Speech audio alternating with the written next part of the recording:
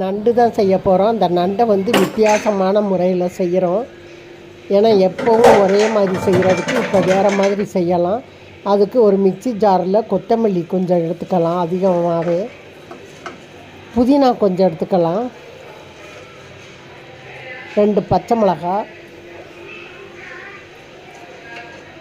இஞ்சி, பூண்டு, சீரகம், மிளகு, தக்காளி இதெல்லாம் எடுத்துகிட்டு இதை அரைச்சிக்கலாம். அடுப்பை பற்ற வச்சு ஒரு ஃபேன் அடுப்பில் வச்சு எண்ணெய் ஊற்றிக்கலாம். இப்போ அரைச்சிட்டோம் விழுத, அது ஒரு பக்கம் இருக்கட்டும். 1 ஸ்பூன் கடுகு, 1 ஸ்பூன் பெருஞ்சீரகம் போட்டுக்கலாம். அது பொரியட்டும்.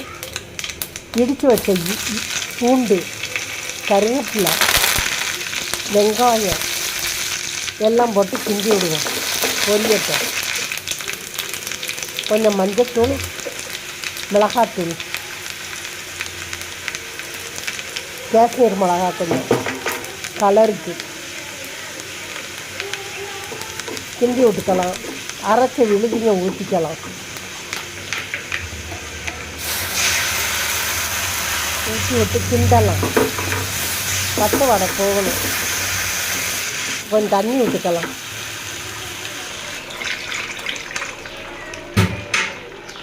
இப்போ அது கொதிக்கட்டும். கிண்டி விட்டு கொஞ்சம் உப்பு போடலாம். இப்போ நண்டை போட்டுக்கலாம். கழுவி வச்சுருக்கோம், அந்த நண்டை போட்டுக்கலாம். இப்படி வச்சு பாருங்களேன், அவ்வளோ டேஸ்ட்டாக இருக்கும், நல்லாயிருக்கும். அந்த கூட்டுலேயே பிசைஞ்சு சோறை சாப்பிட்றலாம். இட்லி தோசைக்கு கூட சூப்பராக இருக்கும். எப்பவும் ஒரே மாதிரி செய்கிறதுக்கு இப்போ வேறு மாதிரி வித்தியாசமாக செய்யலாம். இப்போ மூடி போட்டுருவோம். உப்பெல்லாம் கரெக்டாக இருக்குது, மூடிடுவோம். நீங்கள் காரம் வேணும்னா கூட்டி வச்சுக்கோங்க. 7 நிமிஷம் தான் நண்டு வேகிறதுக்கு, வெந்துடும். இப்போ கொத்தமல்லி இலையை தூவி இறக்கிடலாம். இப்போ டேஸ்ட்டான நண்டு ரெடி ஆகிருச்சு.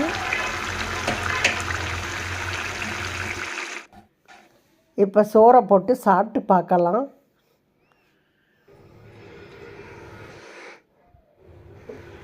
நண்டு கூட்டை போட்டு பிசைஞ்சு சாப்பிட்டு பார்ப்போம்.